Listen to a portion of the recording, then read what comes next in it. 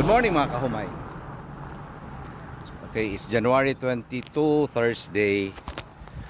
Ika-4th day sa ato ang farmers field walk, field day diri sa Barangay La Suerte, Matanaw, Davao del Sur.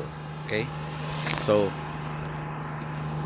as pareha ra gyapon sa nahitabo itong mga pila ka adlaw, naimusuroy nga mga farmers mutanaw sa ato ang mga showcase nga mga hybrid rice dire. Okay? So expected na to nga visitors karon all the way from the municipality of Kiblawan, Davao del Sur. Okay? So naagian na mo sila ganiha dito sa mga biofertilizers and soil ameliorants na apat sila dito. So nagahulat lang pud mi nga maabot sila dire anytime kay para i-showcase po nato ato ang public hybrids. Okay?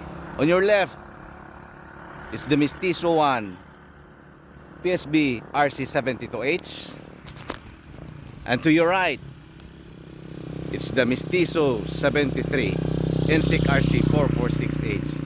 That's all from the Davao Oriental Seed Producers Cooperative. Just give you updates later mga kahumay. Good morning.